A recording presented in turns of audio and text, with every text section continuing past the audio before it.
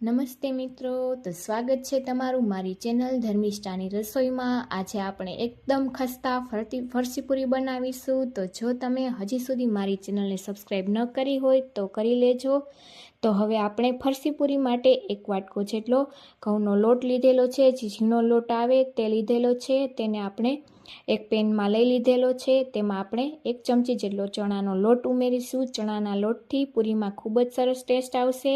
તો તમારે જો 2 ચમચી ઉમેરવો હોય તો તેટલો પણ ઉમેરી શકો। અને ત્યારબાદ હું 1 ચમચી મોટી ચમચીના માપથી ઘી ઉમેરી દઈશ અને તે જ ચમચીના માપથી 1 ચમચી જેટલું તેલ ઉમેરી દઈશ। તો ઘી અને તેલ બંનેનું મોણ પૂરીને એકદમ ખસ્તા બનાવે છે। તો હવે આપણે બધું જ ચમચાની મદદથી ચલાવી અને મિક્સ કરી લેશું અને ગેસની ફ્લેમ આપણે સ્લો જ રાખવાની છે। અને આપણે લોટને થોડો એવો જ શેકવાનો છે। તમે જોઈ શકો છો, વધારે પડતો ગોલ્ડન બ્રાઉન થાય ત્યાં સુધી નહીં, આટલો હાથ અડાડતા ગરમ લાગે તેટલો જ આપણે લોટને શેકવાનો છે। તો આપણો લોટ હવે બરાબર થઈ ગયો છે। તો તેને આપણે ઠંડો થવા માટે કાઢી લેશું। તો આ રીતે આપણે બહુ વધારે પડતો નહીં શેકીએ ત્યાં સુધીમાં આપણે તેમાં મિક્સ કરવા માટે મેં કાળા મરી 6-7 લીધેલા છે। ત્યારબાદ અડધી ચમચી જેટલું જીરું લીધેલું છે અને અડધી ચમચી જેટલા અજમા, અને આપણે બધું જ બરાબર ખાંડની દસ્તામાં આ રીતે ખાંડી લેશું। તો આપણે અધકચરું જ આ રીતે ખાંડવાનું છે, તમે જોઈ શકો છો, અને તેનો ટેસ્ટ પૂરીમાં ખૂબ જ સરસ આવે છે। તો હવે આપણો લોટ પણ એકદમ ઠરી ગયો છે। આપણે ગરમ લોટમાં નથી બાંધવાનો, તેથી આપણે લોટને ઠરવા દઈ અને પછી આપણે તેમાં જે અજમા અને જીરું આ જે મિક્સ કરેલું હતું તે ઉમેરી દઈશું। ત્યારબાદ તેમાં ટેસ્ટ મુજબ મીઠું ઉમેરી દઈશું। તો 1 ચમચી જેટલું મીઠું મેં ઉમેરેલું છે। તો આ રીતે હાથથી તેને બધું જ મિક્સ કરી અને થોડું પાણી લેતા જઈ અને આપણે લોટ બાંધી લેશું। તો આપણે લોટ છે તે સાવ ઢીલો નથી બાંધવાનો। જો ઢીલો લોટ બાંધેલો હશે તો આપણી પૂરી એકદમ ક્રિસ્પી નહીં બને। તો આ રીતે આપણે કઠણ લોટ બાંધી લેવાનો છે। ત્યારબાદ આપણે તેને મોણ આપવા માટે થોડું તેલ ઉમેરી અને ફરીથી તેને મસળી લેશું, જેથી આપણો લોટ એકદમ સરસ થઈ જાય, અને તેને ઢાંકી 15 મિનિટ રેસ્ટ થવા દેશું। ત્યાં સુધીમાં આપણે ઘોળ કે સાટો તૈયાર કરવાનો છે। તો તેના માટે મેં પીગળેલું ઘી 1 ચમચી લીધેલું છે અને તેમાં કોર્નફ્લાવર લીધેલો છે અડધી ચમચી જેટલો। જો તમારી પાસે તે ન હોય તો તમારે ચોખાનો લોટ ઉમેરી દેવો। તો આ તેને ચલાવી અને લમ્સ ન રહે ત્યાં સુધી આ રીતે તેને બરોબર મિક્સ કરી લેવાનું, અને આટલી પતલી કન્સિસ્ટન્સી આપણે રાખવાની છે। તો હવે આપણો લોટ પણ 15 મિનિટ રેસ્ટ થાય અને એકદમ સરસ આપણી રોટલી વણવા માટે તૈયાર થઈ ગયો છે। તો હવે આપણે તેને આ રીતે સિલિન્ડર શેપ કરી લેશી અને ત્યારબાદ આપણે ચાકુની મદદથી તેને એક સરખા આપણે લુવા કરવા માટે આ રીતે કટ લગાવી દેશી। તો તમારે જે રીતની પૂરી નાની મોટી વણવી હોય એ રીતની તમારે આ રીતે લુવા કરી લેવાના। તો હવે આપણે તેને હાથમાં લઈ લેશું અને આ રીતે પ્રેસ કરી દેશું। તો આ રીતે હું બધા જ લુવાને પ્રેસ કરી દઈશ હાથમાં લઈને, જેથી કરીને આપણી બધી જ રોટલી એક સરખી વણાય। તો હવે આપણે પાટલી વેલણ લઈ લેશું। તો આપણે પાટલીને આ રીતે તેલથી ગ્રીસ કરી લેશું, જેથી આપણી રોટલી તેમાં ચીપકે નહીં, અને આપણે ફરીથી તેને આ રીતે પ્રેસ કરી અને વણતા જશું। તો તમને જો જરૂર લાગે તો તમારે થોડો કોરો લોટ ઉમેરી અને આ રીતે વણી લેવાની। તો હું આ રીતે મોટી સાઈઝની રોટલી વણી લઈશ। આ રીતે પતલી એવી આપણે વણવાની છે।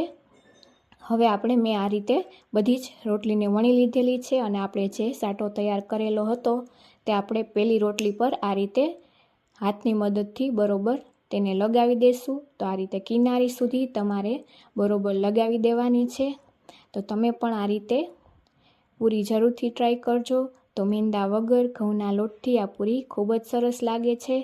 તો ફરીથી આપણે જે બીજી રોટલી વણેલી હતી તેને ઉપર લગાવી અને આ રીતે પ્રેસ કરી દેશું। ત્યારબાદ ફરી આપણે બીજી રોટલી પર પણ આ રીતે સાટો લગાવી દેશું। તો આ કામ આપણે ખૂબ જ ઝડપથી કરવાનું છે, જેથી આપણું ઘી છે તે એકદમ જામી ન જાય। જો ઘી જામી જશે તો આપણા પડ એકદમ બનશે નહીં અને આપણી રોટલી એકદમ ચીપકશે નહીં। તો આ રીતે આપણે લગાવી ફરીથી તેમાં આપણે ત્રીજી આ રીતે રોટલી મૂકી દેશું અને આ રીતે આપણે પ્રેસ કરી દેશું, અને છેલ્લે આપણે 3 રોટલીને આ રીતે વેલણની મદદથી વણી અને આ રીતે ચીપકાવી દેશું, જેથી એક જ સરખી થઈ જાય। તો તમે જોઈ શકો છો કે સરળતાથી આપણી આ પૂરી બનીને તૈયાર થઈ જાય છે। અને આપણે ત્રીજી રોટલી પર પણ આ રીતે સાટો લગાવી દેશું. તો આ રીતે તમે પણ બનાવીને ટ્રાય કરજો. સવારના નાસ્તામાં આ ખૂબ જ સરસ લાગે છે અને ઝટપટ બની પણ જાય છે. હવે આપણે એક સાઈડથી રોટલીને આ રીતે કરતા જશી રોલ. તો આપણે રોલ એકદમ ટાઈટ કરવાનો છે, જેથી આપણા પડ એકદમ સરસ દેખાય. અને આ રીતે તેને પ્રેસ કરી દેશું આપણે, જેથી આપણી રોટલીઓ બરોબર ચીપકી જાય. અને હવે તેને આપણે ચાકુની મદદથી આપણે નાના નાના લુવા કરી લેશું. તો હું આ રીતે ચાકુથી બધા જ લુવા કરી લઈશ.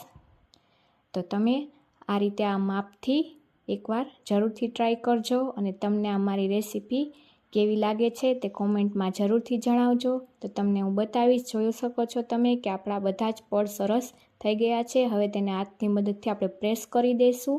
તો આ રીતે પ્રેસ કરીને હું બધા જ લુવા આ રીતે વાળી લઈશ અને તેની કિનારીને દબવી અને આ રીતે આપણે પૂરી વણી લેવાની છે.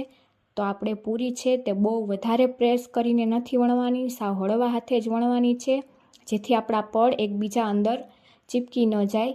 તો આ રીતે આપણે સાવ પોચા હાથેથી જ આ રીતે હું અર્ધ ગોળ પૂરી વણી લઉં છું. તમારે જો ગોળ વણવી હોય તો તમે ગોળ પણ વણી શકો. તો મેં તેલ ગરમ કરવા મૂકેલું હતું, તો આપણે થોડો લોટ નાખી અને ચેક કરી લેવાનું. તો આપણો લોટ છે એ થોડી વાર નીચે રહી અને પછી ઉપર આવે છે. તો આપણું તેલ બરોબર છે, નહીં વધારે પડતું ગરમ કે નહીં ઠંડુ. તો આપણે તે જ ટેમ્પરેચર પર આપણે પૂરીને તળવાની છે. તો આ રીતે એક કડાઈમાં જેટલી પૂરી આવે છે તેટલી હું ઉમેરી દઉં છું.